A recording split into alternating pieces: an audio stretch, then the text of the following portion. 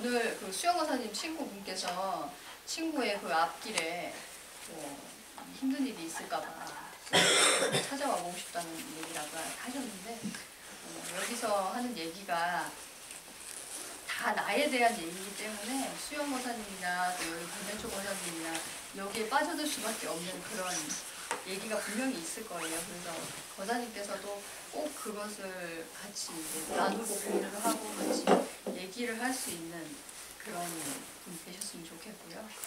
여기 그 찬윤의 가족 거사님들 원각 거사님하고 또 보살님은 별명은 뭘로 쓰시죠? 자유인 보살님하고 이렇게 찾아와 주셨는데 정말 감사드리고 큰 스님 말씀을 듣고 오셨기 때문에 제가 말씀드리는 내용에 대해서 더 쉽게 그렇게 이해를 하실 수 있을 거라고 믿습니다. 오늘 공부할 내용은 아까 제가 잠깐 다실에서 말씀드렸던 것처럼 불상에 대한 내용인데요. 여러분들이 불상에 대해서 어떻게 생각을 하고 계시는지 좀 들어보고 시작을 하는 게 좋을 것 같아요. 여러분들은 불상에 대해서 또 그쪽에 불상 앞에서 절을 하고 기도를 하고 그런 거에 대해서 어떤 생각을 가지고 계시는지 한번 들어보고 싶네요. 먼저 말씀해 보실 분 없으세요? 수영거사님 맨 앞에 앉아 계시기 때문에 어쩔 수 없이 제가 거사님 지목을 했습니다. 감사합니다. 처음에 불상을 볼 때는요, 부처님의 모습을 듣고 네. 경건한 마음도 들기도 하고, 그리고 부처님을 신으로 봤죠. 이거는 신의 모양을 따는 거다. 네. 예수님도 그렇게 봤고요. 지금은 그냥 지금 제가 보기에는요, 저희 스승님으로 보죠. 스승님을 보고 제가 저를 편안하게 해주시는, 그리고 어쩜 저의 모습일 수도 있고요. 제가 가야 될 모습이고, 그렇게 지금 보고 있습니다. 네. 역시 공부하신 분이라서 생각하시는 거가 다르네요. 그리고 여기 하얀마음 거사님 고개를 숙이고 계시는데 제 눈을 안 마주치기 때문에 제가 더 지목을 하고 싶네요. 하얀마음 거사님 어떻게 생각하시는지 얘기해볼까요? 옛날 똑같이 그 신을 형상하는 걸로 알고 있어서 저걸 보면 많이 편해요. 왜 편안해지세요?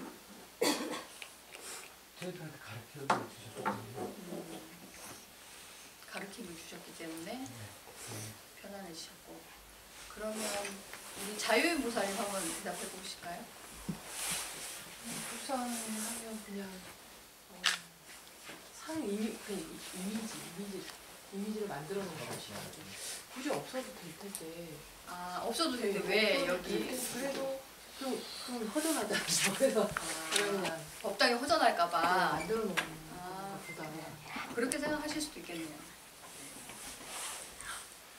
저도 처음에 공부를 할 때는 불상에 대해서 굉장히 회의적이었어요. 왜냐면 큰 스님 법문을 듣고 나서 이 모든 세상이 공하다는 사실을 알게 됐고, 공하다면 왜 여기 굳이 불상을 모셔놓고 그 앞에 절을 드려야 되고 거기다 기도를 드려야 되고 그렇게 해야 되나 하는 생각 때문에 불상을 모시는 것 자체에 대해서 좀 좋지 않게 생각을 했었고, 연등을 올리거나 아니면 인등을 올리거나 이런 문제들에 대해서도 내가 왜 그걸 해야 되지 하는 생각이 들었었는데, 부처님 공부를 하다 보니까 왜 이 불상을 법당에다 모셔야 되고 또 그 앞에 가서 절을 드리게 되고 하는지에 대해서 더 자세하게 알게 됐던 것 같아요. 그래서 여러분들한테 오늘 알려드릴 내용들이 그거에 대한 내용이거든요.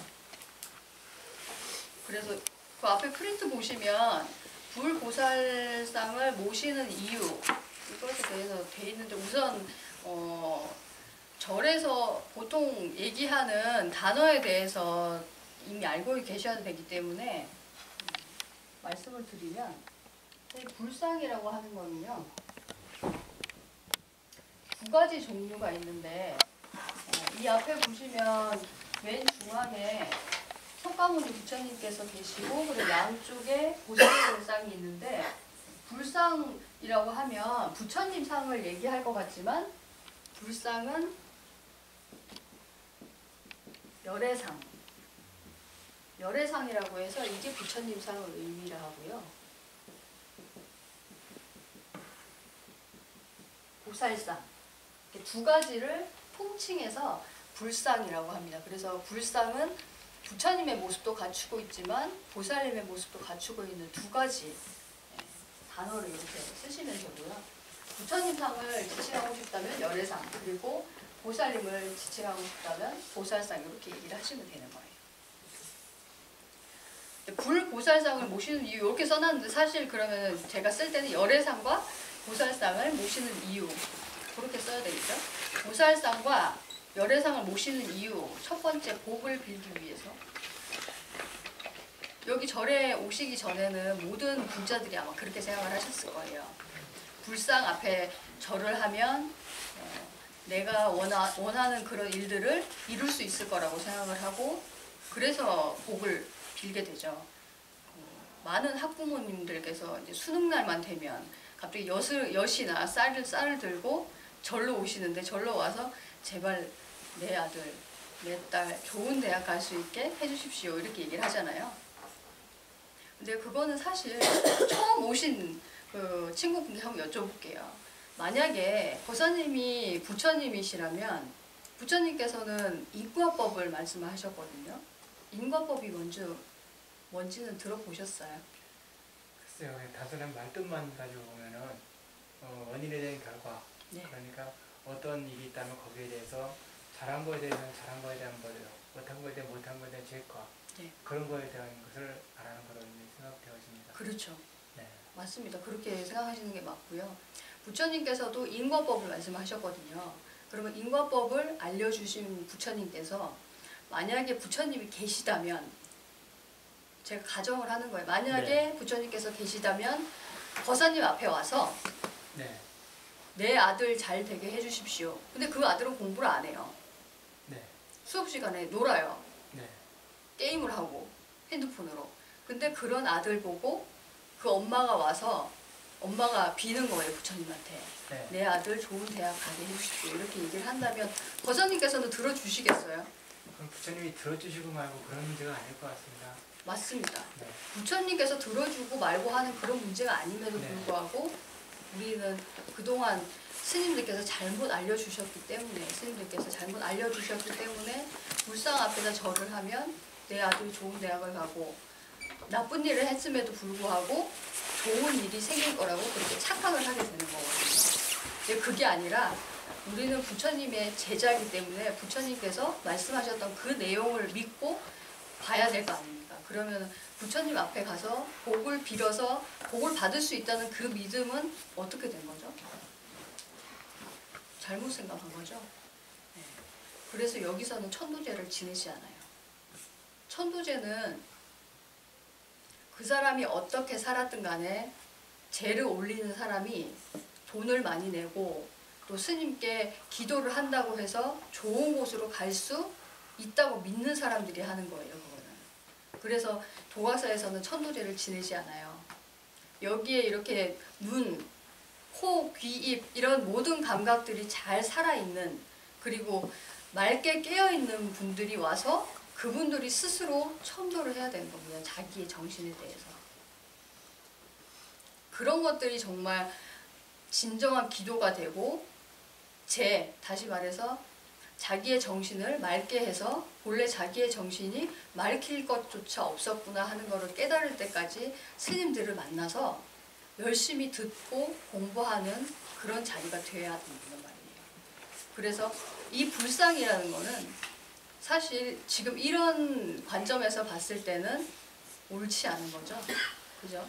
그래서 만해 한명훈 선생님께서는 어떤 얘기를 하셨냐면 절에서는 불상도 모시고 보살상도 모시고 또 칠성단도 모시고 그 다음에 또 뭐 모시죠? 염라대왕도 모시죠? 그리고 신중단, 신들한테도 또 모시고 당신들은 부처님의 가르침을 배우는데도 불구하고 왜 그렇게 많은 신들한테 고개를 숙이고 그 사람들의 가르침을 얻으려고 하느냐. 그거는 마치 도깨비가 산과 들을 왔다 갔다 하면서 정신 못 차리는 거나 다름없다 이렇게 비판을 하셨어요. 여기 조선불교 유신론이라는 책을 만해 한영훈 선생님께서 쓰셨는데요. 여러분들이 꼭 한번 읽어보셨으면 좋겠어요. 거기에 그동안 한국 불교라고 하는 한국 불교에서 만연한 그런 말도 안 되는 그런 일들에 대해서 정말 날카롭게 비판을 해 놓으셨거든요. 그러니까 그런 것들을 여러분들이 한번 읽어보신다면 여기 불교라는 것이 얼마나 부처님께서 알려주셨던 것보다 낮게 그렇게 흘러왔는지 그런 것들을 잘 아실 수 있을 거예요. 그리고 얼마 전에 그 빈다는 거에 대해서 큰 스님께서 그 법문을 해주신 적이 있거든요. 근데 그렇게 빌어서 부처님께서 소원을 들어주실 거라고 생각한다는 거는 부처님을 정말 우습게 본 거라고 그렇게 말씀하시더라고요. 왜냐하면 만약에 자기가 키우는 자식이 마트에 가서 막 떼를 쓰면서 울어요. 떼를 쓰면서 울면서 저거 장난감 사달라고 이렇게 하면 엄마들은 사줄 수밖에 없잖아요. 정말 그걸 원하는구나 하는 걸 알기 때문에. 그렇기 때문에 그거를 사주게 되지만 그건 아이들이 알기 때문이에요.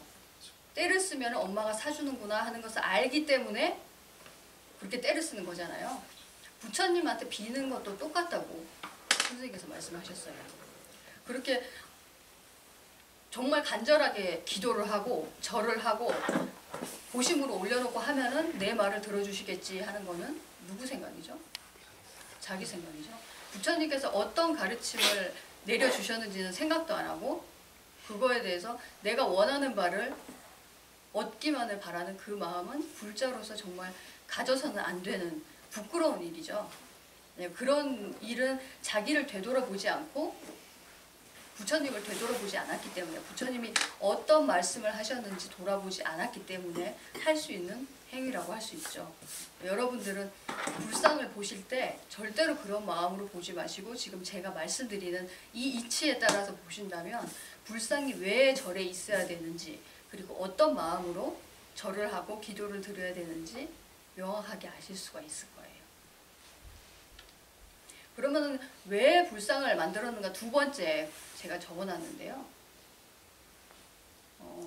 제가 있는 세상은 지금 여러분들은 부처님의 법을 듣기 위해서 이 자리까지 오셨잖아요.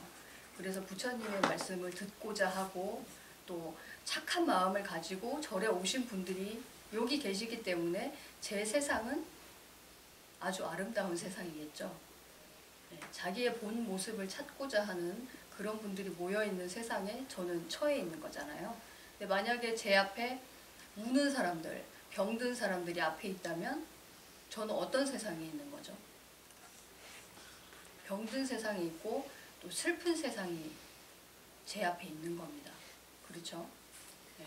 그렇기 때문에 여러분들이 바깥에 살 때는 모르겠지만 여기 이렇게 공부하는 불자님들을 만나고 싶어하고 또 스님들을 만나고 싶어하는 이유도 사실 그 이유를 몰랐지만 자기 앞에 편안한 세상을 앞에 두고 싶기 때문에 서로 이렇게 모이는 거거든요.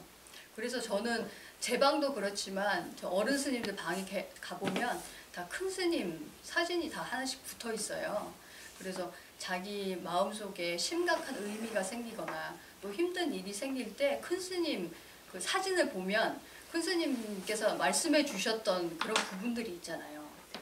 내가 듣고 나서 정말 생각이라는 거는 무시할 수밖에 없구나 하는 거를 알게 되었기 때문에 큰 스님 사진만 보더라도 그 말씀을 떠올리고 다시 제자리로 돌아올 수 있는 그런 경험을 많이 했거든요. 그래서 여러분들도 불상을 보실 때 불상을 그냥 플라스틱 그리고 그냥 황금색으로 칠해져 있는 뭐 미신적인 그런 존재가 아니라 부처님께서 그 2500년 전에 부처님께서 설하셨던 그 법문을 생각을 하시면서 자기가 분명히 그 받았던 그 법문 중에 가장 자기가 지니고 싶고 또 생각하고 싶은 그런 법문들이 하나씩 있으실 거예요. 그런 것들을 부처님 앞에 가서라도 그동안은 속아왔지만 내 이 앞에서는 절대로 속지 않고 내 본 모습을 보겠다. 그리고 천상천하 유아독존 오직 나밖에 없는 나만의 세상이다라는 것을 깨달을 수 있는 또 느낄 수 있는 그런 시간이 되신다면 그거는 미신이 아니라 자기의 본래 모습을 되돌아볼 수 있는 아주 소중한 시간이고 감사한 시간이 되겠죠. 네, 여러분들도 꼭 불상을 그렇게 보셨으면 좋겠어요. 네. 그리고 이 불상이 지금 황금색으로 되어 있는데요. 그죠? 대부분 절에 가면 그 황금색으로 되어 있잖아요. 불상들이. 왜 황금색으로 되어 있는지 생각해 보신 적 있으세요?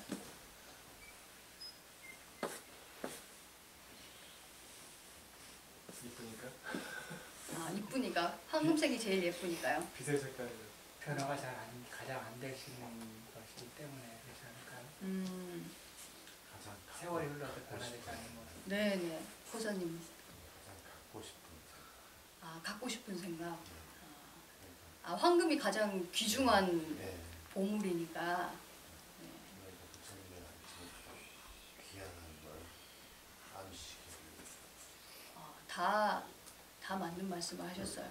근데 이거는 사실 초급반에서 얘기할 내용은 아니에요. 근데 이걸 초급반에서 미리 외워두고 나중에 경전법회를 들으시면 이게 왜 불경에서 이렇게 말씀을 하셨는지를 잘 아실 수 있기 때문에 제가 알려드릴게요. 오늘 그냥 외워두시기만 하면 되는 거예요.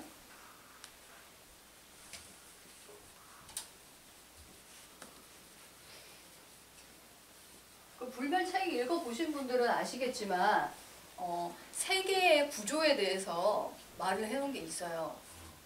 근데 불교의 세계관이라고도 하는데요. 이렇게 수미산이 하나 있는데요. 수미산 이렇게 둘레에 세 개가 분포를 하고 있다고 합니다. 근데 여기는 동쪽 세 개, 그 다음에 여기는 남쪽 세 개, 여기는 서쪽, 여기는 북쪽이라고 합니다. 여기는 수미산이고요. 수미산 꼭대기로 올라가면 부처님께서 거느리고 있는 세계가 있다고 하고요. 근데 동쪽 세계를 뭐라고 하냐면 동물바제. 남쪽은 뭐라고 하죠? 우리가 살고 있는 세계죠, 여기가. 네. 남명제.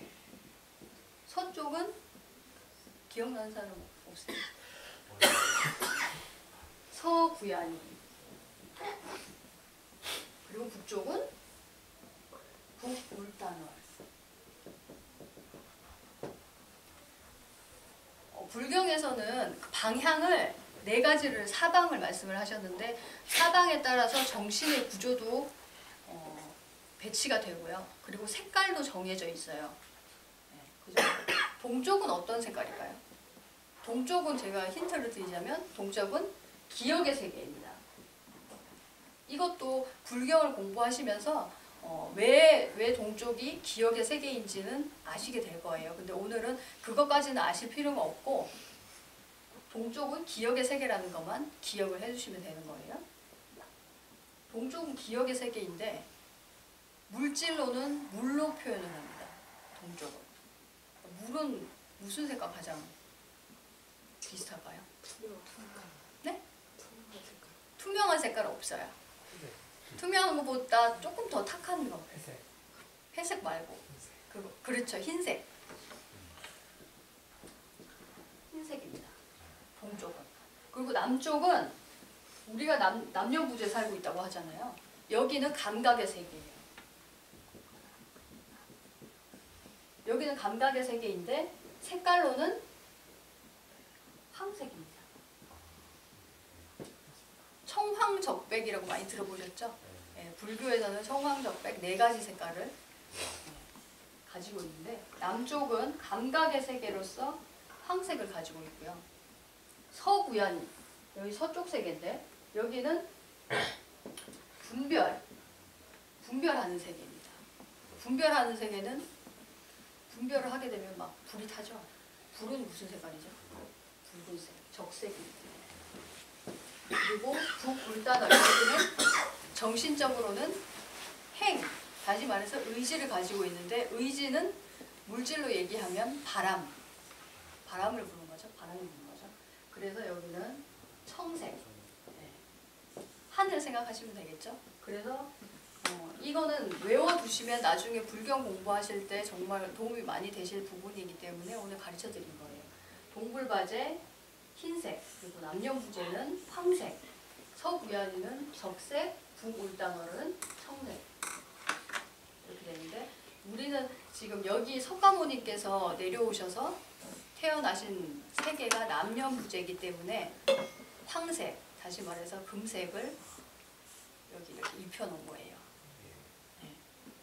그리고 아까 오늘 처음 오신 친구분께서 금색이 변하지 않기 때문에 금색을 입혀놓은 것 같다고 말씀하셨는데 그 말씀도 맞는 얘기예요. 왜냐하면 거사님의 정신은 거사님이 저를 보고 있는 그 정신 있잖아요. 저를 이렇게 색깔을 보실 수 있고 또 냄새를 맡을 수 있고 제 소리를 듣고 있다는 거는 거사님의 정신이 깨어 있다는 건데, 그죠? 정신이 만약에 잠이 들어서 정신이 없는 상태라면 거사님께서 깨달으실 수 있을까요?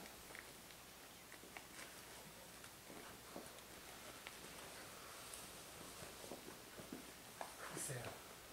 없겠죠? 글쎄요. 그건 잘 모르겠습니다. 그 거사님 주무실 때 네. 누가 옆에서 찌른다고 해서 느낄 수 있나요? 그게 참 어려운 부분이에요.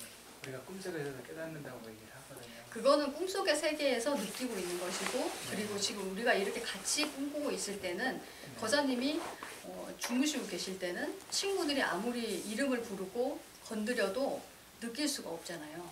그래서 정신이 깨어 있을 때만 모든 것을 느낄 수 있는 그런 걸 이제 돌아보시지 못해서 그런 의문을 가지게 되시는데, 지금은 정신이 깨어 있기 때문에 제 소리를 들을 수도 있고 또 색깔을 볼 수도 있고 그렇게 되는 거예요. 지금은 잘 이해가 안 갑니다. 아, 지금 이해가 안 가세요? 네. 네. 그럼 그냥 진행을 하도록 하고요. 네. 네, 정신이 들어있을 때만 우리가 모든 것을 느낄 수 있는데, 그 느낀다는 거는 색깔을 느낄 때에는 그 감각에 색깔이 없어야 됩니다. 왜냐하면 거울을 비추었을 때 거울에 만약에 먼지가 묻어 있다면 그 거울에 대상이 잘 비칠까요? 당연히 안 비치겠어요. 잘 안 비치겠죠. 네. 거사님이 모든 색깔을 다 보실 수 있다면 거사님 눈에는 먼지가 있다는 얘기입니까? 아니면 먼지가 없다는 얘기입니까?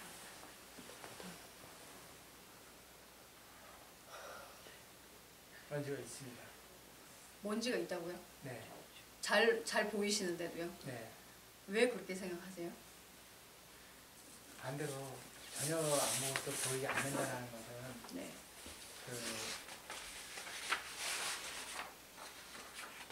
제 느낌인 것 같습니다. 다른 나라 편하게 생각하고 색깔을 다 구분할 수 있다는 것은 네. 말씀드리거든요. 색깔은 구분할 수 있는데 네. 이제 내 눈에는 먼지가 있는 것 같다. 네. 네. 오히려 구분할 수 없어야만 더 깨끗하지 않을까 그 생각이 듭니다. 제가 생각할 때 거사님은 좀 시간을 가지고 스님들 얘기를 좀 더 깊이 들어보셔야 될 것 같고요. 네. 지금 법회 진행을 위해서 네. 제가 다른 분들하고 네. 얘기를 나누면서 해볼게요. 보살님은 공부를 좀 하셨으니까 네, 알아들으실 수 있으시겠죠. 자유인 보살님이요. 자유인 보살님, 네, 네. 제가 지칭을 해드릴게요. 만약에 보살님께서 색깔을 확연하게 다 구분을 하실 수 있다면 보살님은 보살님 눈에 무슨 색깔이 있다는 겁니까? 아니면 없다는 얘기일까요? 없다는 거. 그죠? 없다는 얘기죠. 그래서 여러분들 감각에는 밖에 보이는 색깔, 소리, 냄새, 맛, 감촉, 뜻 이런 것들이 하나도 없어야지 모든 것을 확연하게 느낄 수 있고 올바로 느낄 수 있는 거예요. 그래서 아까 거자님께서 말씀하셨던 것처럼 황금색, 다시 말해서 잘 변하지 않는 색깔로 표현한 이유가 그 이유예요. 없는 것은 없어질 수 없기 때문에 여러분들이 허공을 없어진다고 얘기하진 않잖아요. 왜냐하면 본래 없었기 때문에. 허공은 본래 없었기 때문에 없어지거나 아니면 생겨났다거나 이런 표현을 하지 않습니다. 그래서 색깔에서 그 유리법 속에서 가장 변하지 않는 색깔을 불상에다 입혀놓은 거예요. 아시겠죠? 네. 그런 의미도 들어있으니까 황금색을 보실 때마다 아 이거는 정말 변하지 않는 내 정신의 모습을 색깔로 표현을 해 놓으신 거구나. 그리고 남쪽 세계에 오신 부처님께서 감각의 세계를 감각을 믿고 있는 우리 중생들을 위해서 감각이 얼마나 맑고 투명한지를 알려주시기 위해서 여기 오셨구나 하는 것을 다시 한번 깨달으신다면 불상에 대한 의미를 명확하게 아시는 거라고 할 수 있겠습니다. 그리고 불상의 양옆을 보시면 항상 보살상이 같이 있잖아요. 그죠? 절에 많이 가보신 분들은 보셨죠? 불상이 항상 가운데 있고 그 다음에 양옆에 보살상이 같이 있는데 이렇게 꼭 굳이 세 가지로 세 개의 상만 놔둘 이유가 있느냐 그런 의문을 가질 수도 있는데요. 보시면 부처님은 가운데 계시고 그리고 양옆에 보살상이 있습니다. 이것도 사실 불교의 세계관과 가장 큰 연관이 있는 모습인데요. 공부를 하신 분들은 이미 짐작을 하고 계시겠지만 바로 삼계를 표현하는 겁니다. 저게 삼계를 표현을 하는 건데 보살이라는 거는 여러분들이 생각할 때 부처님께 공부를 배우고 또 그 아래로는 중생을 교화하는 그런 사람이라고 생각을 하시겠지만 모든 그 불교에 나오는 용어들이 정신을 벗어나서 표현한 것은 없기 때문에 정신 능력 중에 하나라고 생각을 하시면 돼요. 보살은. 그리고 부처는 원래 우리에게 항상 갖추어져 있는 깨달음을 얘기합니다. 우리는 하늘 위에 있는 별까지도 다 닿아서 깨달을 수 있고 지금 우리가 땅을 파보지는 않았지만 땅 속에 무엇이 있는지 또 얼마나 깊은지 그런 걸 다 알 수 있어요. 왜냐하면 깨달음은 온 우주에 꽉 차 있기 때문에. 근데 그게 남이 아니고요. 남의 얘기를 하는 게 아니고 바로 여러분들이 그렇게 깨달음으로 충만했기 때문에 어디든 또 세월을 거슬러서도 그저께 있었던 일들도 알 수 있고 또 미래의 일을 예측할 수도 있고 이렇게 시간과 공간을 초월해서 여러분들은 항상 깨달음과 함께하고 있습니다. 그리고 그것이 여러분들의 진짜 모습이었고요. 근데 그렇게 깨달음을 일으키기 위해서는 반드시 보살의 능력이 필요한데 그 보살의 능력이 바로 감각하는 능력도 필요하고 또 분별하는 능력도 필요하고 또 기억하는 능력도 또 의지를 내는 능력도 있어야만 하나의 깨달음을 일으킬 수 있기 때문에 그 보살의 능력을 받아서 단 하나의 한 찰나의 깨달음을 얻을 수 있다. 이런 모습을 표현하시기 위해서 이렇게 양쪽에는 보살상을 두고 가운데는 부처님의 모습을 표현을 해 놓으신 거예요. 오늘은 이렇게 불상의 그런 의미에 대해서 잠깐 알아보았는데요. 이 의미는 사실 그 초급반에서 공부하기에는 약간 어렵다고 저는 생각을 했어요. 이번 그 법회를 준비를 하면서 이게 부처님 그 상호마다 또 의미가 다 달라지고 이름에 따른 의미도 달라지고 보살님들도 여러 종류가 있기 때문에 그 보살님에 따른 그 한자에 따른 뜻들도 다 다르고요. 모습도 그래서 다 달라지기 때문에 이거를 초급반에서 한다는 거는 약간 좀 앞질러 가는 거야 아니냐 하는 그런 생각도 했었어요. 네, 이번에는 그냥 겉핥기식으로 절에 가서 어떤 부처님이 어떤 이름을 가지고 있는지 이런 거를 알아볼 수 있는 그런 기회로 삼으시고요. 그러면 밑에 그 부처님과 보살상의 구별법에 대해서 오늘 알아보도록 하겠습니다. 부처님은 보살상하고는 좀 다르게 머리카락이 표현이 돼 있어요. 그죠? 보살님들은 지금 보관이라고 해서 보배로 관을 쓰고 계시잖아요. 근데 부처님께서는 아무것도 쓰고 계시잖아요. 저 이렇게 그 소라 모양처럼 돼 있는 그 머리카락을 나발이라고 합니다. 그것도 그냥 이름만 알아두시고요. 저게 왜 꼬여 있는지 또 머리카락을 왜 표현하셨는지 그것도 나중에 불경 공부를 하실 때 자세히 아실 수 있을 거예요.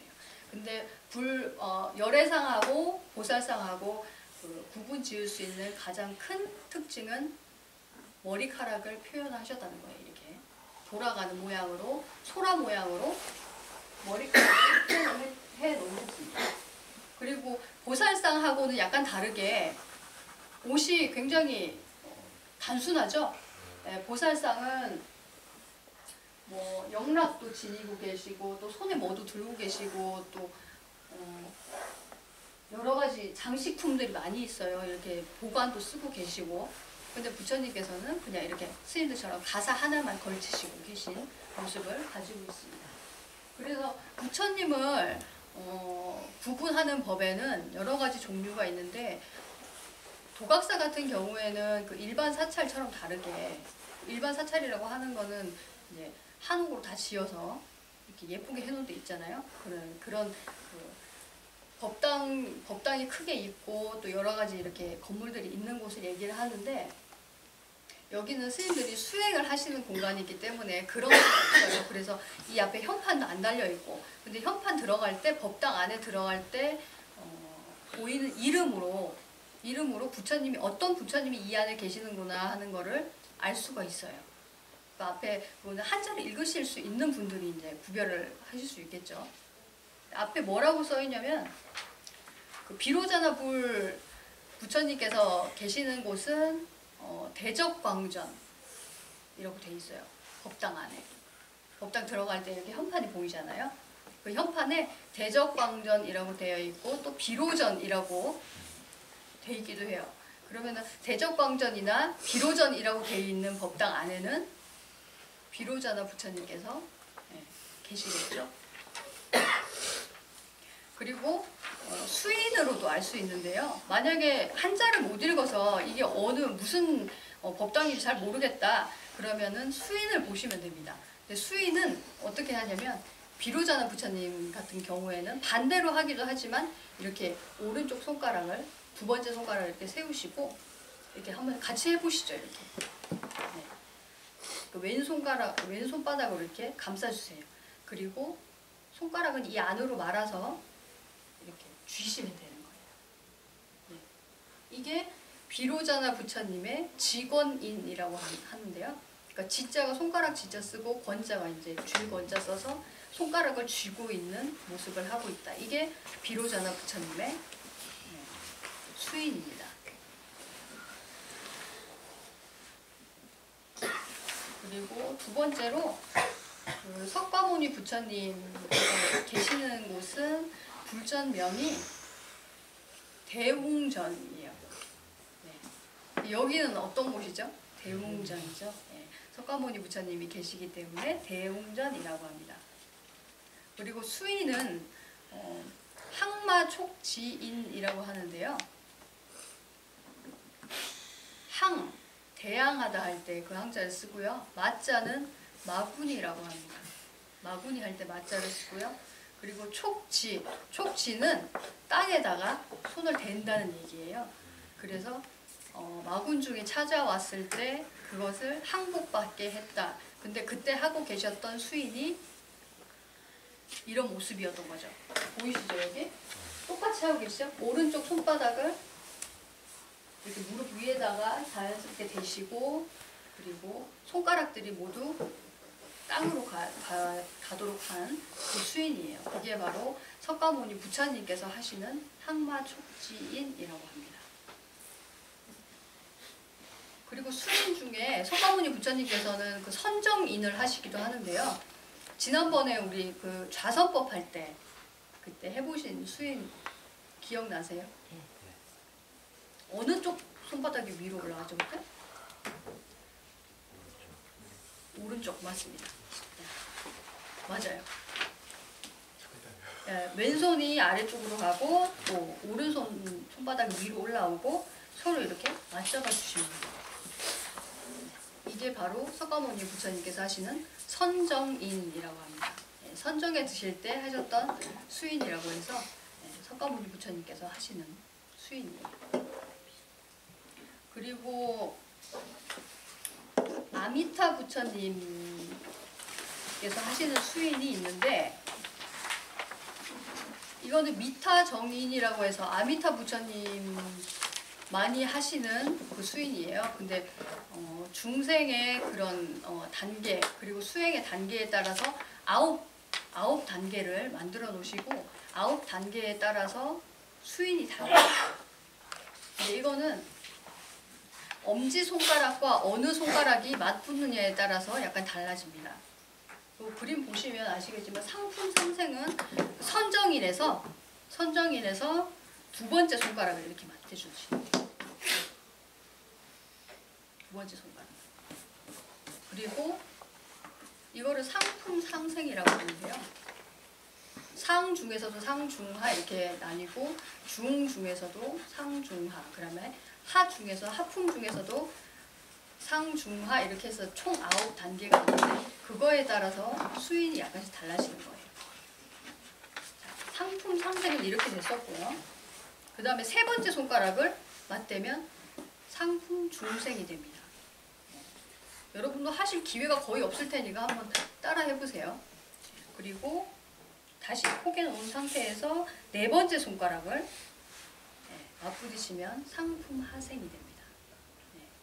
그리고 중품으로 가면 두 손을 다 들어요. 이렇게.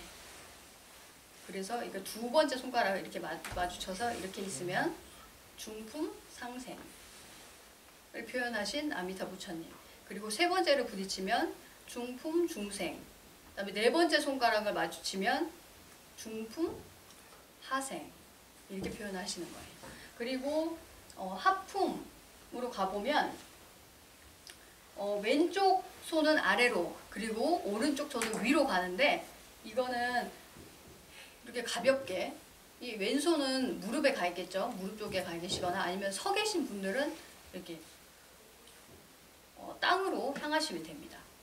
이렇게 두 번째 손가락을 하면 하품 상생. 그 다음에 세 번째 손가락을 맞추시고 있다 그러면 하품 중생. 그 다음에 네 번째 손가락을 하면 하품 하생. 네. 그래서 아미타 부처님에 대한 그 경전도 따로 있거든요. 아미타경이라는 경전이 있는데 간단하게 얘기를 드리자면 아미타 부처님은 기억의 세계를 주관하는 부처님이라고 해요. 석가모니 부처님 같은 경우에는 지금 드러나 있는 세계를 올바로 해석하신 스님으로 부처님으로 표현을 하기 때문에 분별의 능력, 다시 말해서 감각하고 분별하는 그 능력을 석가모니 부처님으로 표현을 하시고요. 아미타 부처님은 기억의 세계, 이미 지나가 버린 그 세계에서 우리는 깨달을 수 있잖아요. 과거의 세계를 깨달을 수 있고 그런 능력을 표현하실 때는 아미타 부처님을 표현을 합니다. 그렇게. 그건 알고 계시고 또 한자에 따른 뜻을 공부하자면 끝도 없기 때문에 그거는 나중에 공부하도록 하고요. 그리고 부처님 중에서는 마지막으로 하나 알아볼게요.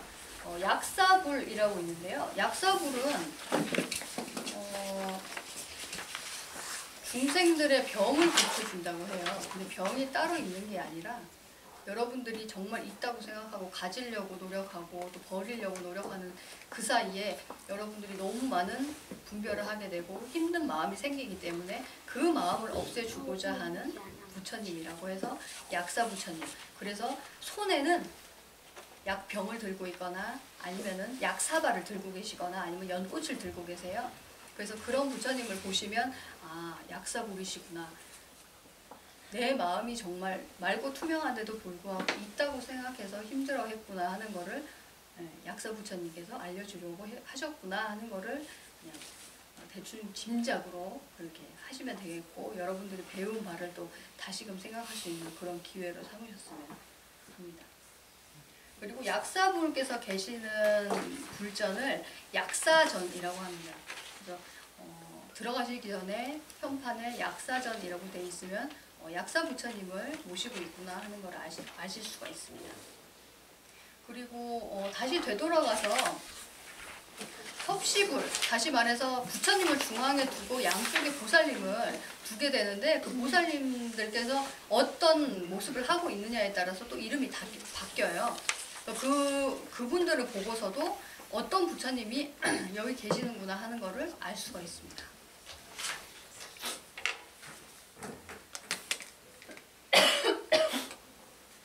이내야, 물 좀 떠다 줄래?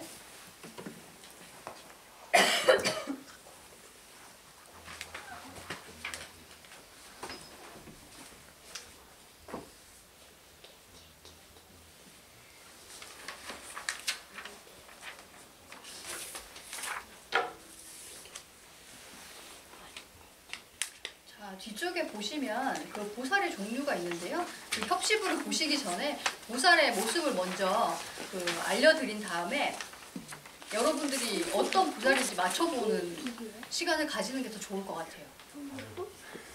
쉬워요. 첫 번째로 그 문수보살이라고 나오는데요. 문수보살은 그 지혜를 상징하는 보살님입니다. 그래서 지혜의 칼을 들고 있거나 아니면 육환장이라고 해서 그 동그라미, 그 환으로 된 6개로 된 그 둥근 고리를 가지고 계세요. 둥근 고리를 찬 그 장을 가지고 계세요. 감사합니다.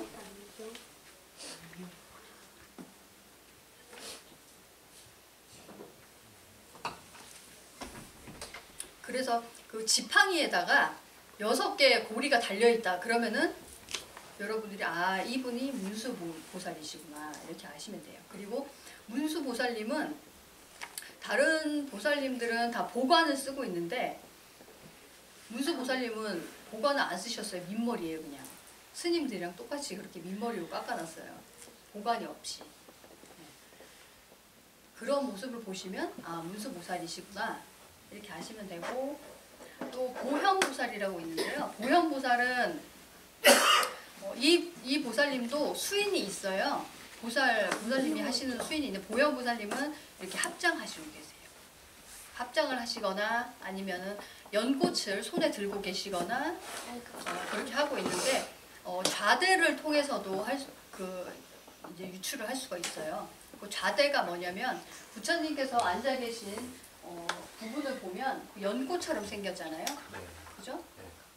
연꽃처럼 생긴 저거를 연화대라고 합니다. 연화대.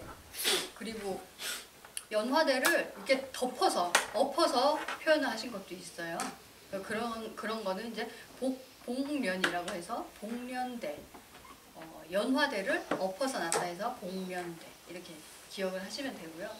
근데 보현보살님은 연화대 또는 백상. 백상이 뭔지 아시죠? 흰 코끼리. 그림에서는 흰 코끼리를 표현하시는데 흰 코끼리를 타고 계신 보살님은 보현보살님이라고 아시면 되겠습니다. 그리고 관세음 보살님은 보살님들이 다 그 보관을 쓰고 계신다고 하셨잖아요. 보배스러운 관을 쓰고 계시는데 그 관 안에 아미타 부처님께서 계십니다. 그래서 아미타 부처님이라고 잘 보이지는 않겠지만 부처님 상이 이렇게 좌선을 하고 앉아 계신다 하면 아, 그게 바로 관세음 보살님이구나. 아미타 부처님을 모시고 계신 관세음 보살님이구나 하는 것을 유추를 하실 수 있습니다. 그리고 가끔씩 아까 약사 부처님이 그러셨던 것처럼 약사 부처님도 그 물병을 들고 계신다고 하셨잖아요. 관세음 보살님도 가끔 손에 물병을 들고 계시기도 해요. 근데 보관을 쓰고 계시고 그다음에 물병을 들고 계시는 분은 관세음 보살님, 그리고 부처님의 형상을 하고 계시는데 물병을 들고 계신 분은 약사 부처님, 이렇게 생각을 하시면 되겠습니다. 그리고 네 번째로 대세지 보살님이라고 있는데요. 대세지 보살님은 보관에다가 물병을 얹고 계세요. 그래서 손에 들고 계신 분들은 관세음 보살님 아니면 약사 부처님이시지만 보관 위에 물병을 얹고 계시는 분은 대세지 보살님, 이렇게 기억을 하면 됩니다. 네, 아까 맞춰보라고 하려고. 네. 그리고 제가 아까 잘못 얘기를 했구나. 문수보살님하고 지장보살님하고 제가 헷갈렸는데요. 정정해 주시고요. 제가 아까 얘기했던 그 민머리 또는 두건을 쓰고 계신 보살님이 지장보살님이었어요. 네, 지장보살님이었고 또 그 색상 가지고 계신 육환장 가지고 계셨다는 그분이 바로 지장보살님이십니다. 그리고 문수보살 그럼 따로 볼게요. 문수보살님은 오른손에 지혜의 칼을 들고 계신다고요. 그래서 칼을 들고 계실 거예요. 칼을 들고 계시고 또 그림으로 표현을 하실 때는 파란색 연꽃을 들고 계신다고 합니다. 네. 그러면 이제 맞춰보는 시간을 한번 가져보도록 할까요?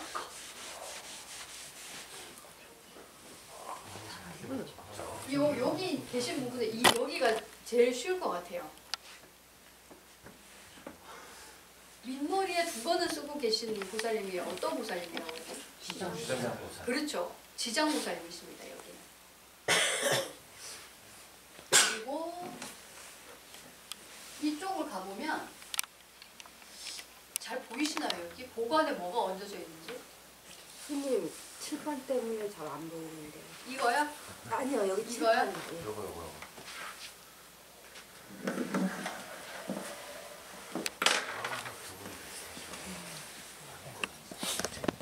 그래서 이거를 가까이서 보지 않으면 좀 구분하기가 힘든데요. 여기가 어떤 걸로 돼 있죠, 여기? 그렇죠. 맞습니다. 아미사 부처님을 얹고 계신 보살님이 어떤 보살님이라고 그러죠? 관세음보. 그렇죠. 관세음 보살님. 네. 그리고 이거는 어떻게 되죠? 손에 물병을 들고 계시죠? 병을 들고 계시네요. 네.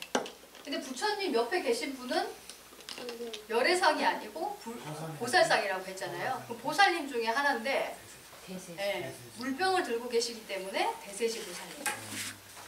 그리고 이따가 앞에 나와서 자세히 보시면 보관 안에도 물병을 이고 계십니다. 그래서 이분은 대세시 보살님. 여기를 한번 가볼까요? 여기도 똑같네요. 여기도 물병을 이고 계시는데요. 물병을 이고 계시기 때문에 이 보살님은 대세지 보살님. 그리고 가운데 계신 분은 이건 어떤 수인이죠?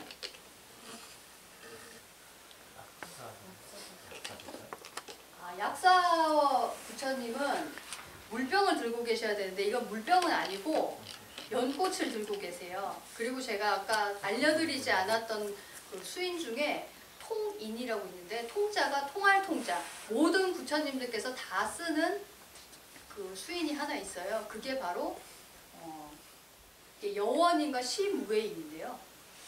그거는 이렇게 하는 거예요. 오른손은 첫 번째, 두 번째 손가락을 이렇게 맞대 주시고 왼손은 첫 번째와 세 번째 손가락을 맞대서 이렇게 아래쪽으로 자연스럽게 떨어뜨려 주는 거예요. 이렇게 밑으로 내려간 손은 중생들을 이끌어주는 손이라고 해서 여원인. 중생들의 모든 소원을 들어준다고 해서 여원인이라고 하고 이렇게 손바닥을 바깥으로 내놓은 그 수인은 시무외인. 나는 두려울 바가 없다라는 그 모습을 보여주시기 위해서 시무외인. 이런 수인을 가지고 계세요. 이거는 모든 부처님들께서 다 쓰시는 수인이에요. 근데 지금 제가 여기 오기 전에 말씀드리지 않았던 부분 중에 관세음 보살님과 대세지 보살님을 양옆에 두신 부처님은 석가모니 부처님이세요. 그래서 여러분들이 수인이 기억나지 않거나 아니면 보고 여러 가지 상황이 생각이 나지 않으실 때 보살상이 어떤 보살인가를 보시면 가운데 어떤 부처님이 앉아 계신지를 유추를 하실 수 있겠죠. 그리고 여기는 지금 또 병을 들고 계신데 병을 들고 계시면서도 머리 위에 부처님을 이고 계시기 때문에 이 보살상은 관세음 보살상으로 유추를 할 수 있습니다. 그래서 우리 독학서에 있는 그 열애상과 보살상은 전부 관세음 보살상, 그 다음에 석가모니 부처님, 그리고 대세지 보살님 이렇게 세 분을 모시고 있고, 이쪽 저희가 반야심경 외울 때 보는 쪽 있잖아요. 이 부분은 중단이라고, 상단, 중단, 하단이라고 하는데 중단에 모시고 있는 보살님은 지장 보살님입니다. 이제 어떤 보살님과 어떤 부처님을 모시고 있는지는 여러분들이 잘 아시겠죠?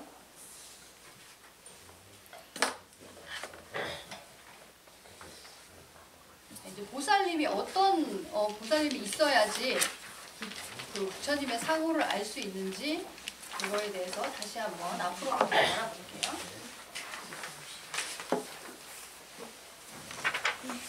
비로자나 부처님 같은 경우에는 비로자나불은 그 앞에 붙는 이름이 법신 비로자나불이라는 얘기를 합니다. 여러분들이 공부를 계속 하시면 아시게 되겠지만 법신, 보신, 화신, 그렇죠. 이 세 가지를 모두 우리가 갖추고 있기 때문에 깨달음이라는 능력을 쓸 수 있다고 이렇게 배우는데요.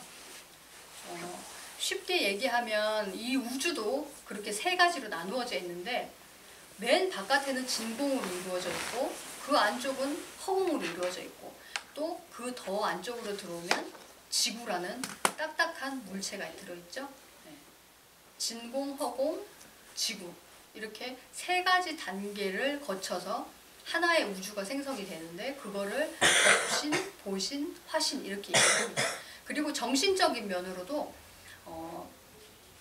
여러분들이 어디를 가나 깨달을 수 있는 그 깨달음이 충만해 있거든요. 그죠? 네. 어디를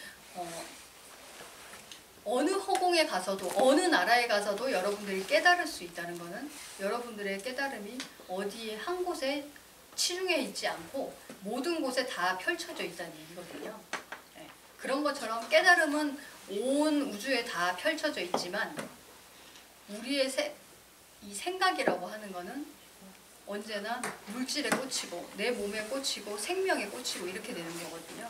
그래서 그 단계를 보시더라도 온 우주에 펼쳐져 있는 깨달음이라는 것이 있고 그리고 그 깨달음을 일으키기 위한 오온, 여러분들이 배우시게 될 오온이라는 것이 있는데 오온은 생각의 구조를 얘기를 합니다.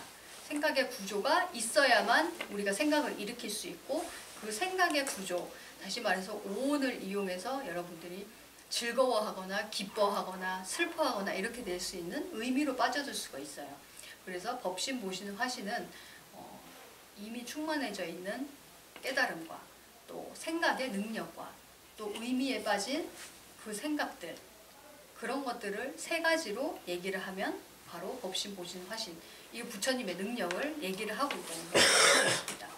그래서 법신, 보신, 화신을 표현을 할 때는 보살상이 옆에 있는 게 아니고요. 다 부처님들이 옆에 앉아 있어요. 그래서 왼쪽에는 보신, 노사나불 그리고 오른쪽에는 화신, 석가모니불이 앉아 있습니다.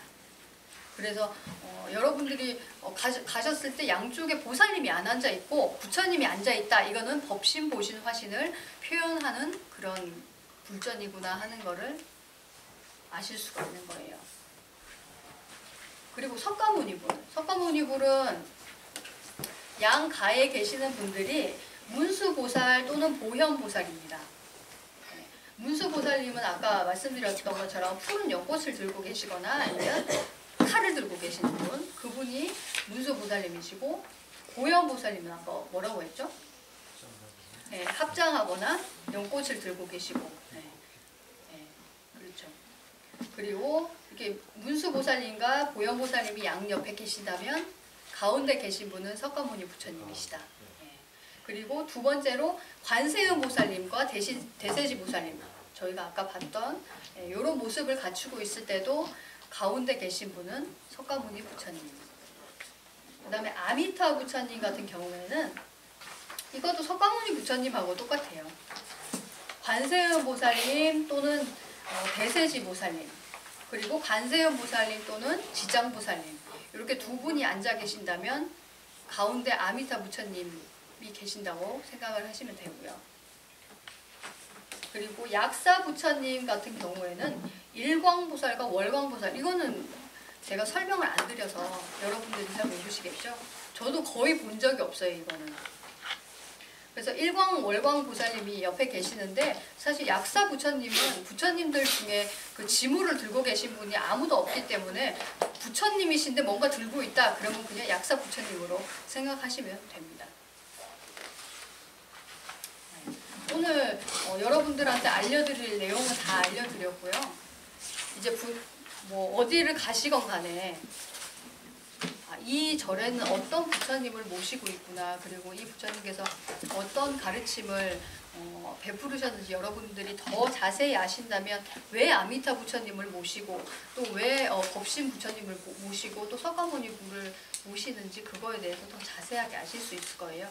오늘은 초급반이기 때문에 어떻게 구별하는지에 대한 그 구별법에 대해서만 말씀을 드렸고, 이제 불경 공부를 하게 되고 또 중국반으로 가게 되면 왜 그렇게 부처님의 이름이 또 달라지게 되고 또 수인은 왜 이렇게 두 번째 손가락, 첫 번째 손가락을 마주치고 이렇게 되는지 그런 것들 다 의미가 있어요. 그런 거에 대해서 더 자세하게 배우실 테니까 그런 의문들은 가슴속에 소중하게 품고 계시다가 스님들하고 더 자세히 공부하는 시간을 가지도록 하겠습니다. 오늘 법회는 여기서 마치도록 하고요. 궁금하신 내용이나 아니면 오늘 법회를 들으면서 느끼셨던 점이 있으면 나눌 수 있는 그런 시간을 가지도록 하죠.